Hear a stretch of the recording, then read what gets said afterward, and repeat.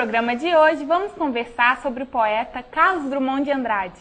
Quem nos dá os detalhes é a psicóloga e também escritora Mirtz Gomide, que conviveu por mais de 10 anos com Drummond. Olá! Olá, Jordana. Como a senhora conheceu Carlos Drummond de Andrade? Eu enviei uma vez, quando eu ainda morava em Brasília, eu enviei para ele uns cassetes com poemas meus gravados. Todo mundo que se sente poeta quer uma avaliação de um Drummond, não é?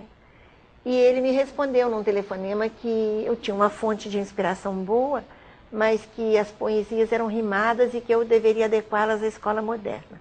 Senão não teriam nenhum valor e eu deveria guardá-las na gaveta. E foi o que eu fiz, porque eu gostava das rimas.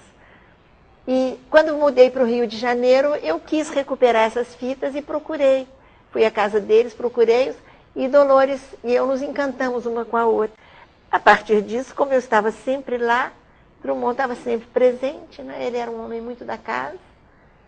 Nós nos conhecemos assim. Como foi ter Carlos Drummond de Andrade como amigo? Foi muito enriquecedor. Eu conheci um Carlos diferente desse que o mundo conhece, taciturno, muito fechado, muito antissocial. Ele era gentil, ele era afável, ele era carinhoso demais com as minhas crianças. Então, eu tive esse privilégio de conviver com um Carlos humano, doce, risonho e brincalhão.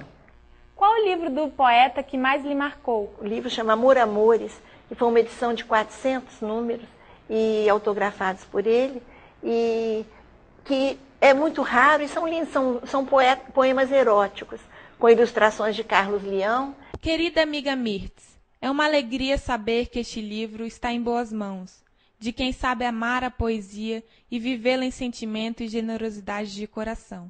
Você. Carlos Drummond de Andrade, Rio de Janeiro, 22 de outubro de 1977.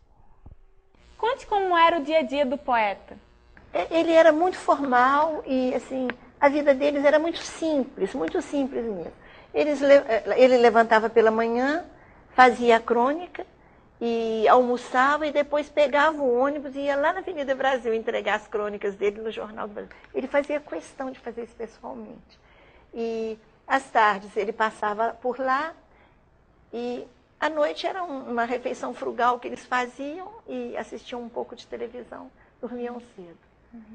No próximo bloco, Mirtz conta pra gente mais intimidades sobre um dos maiores escritores do século XX.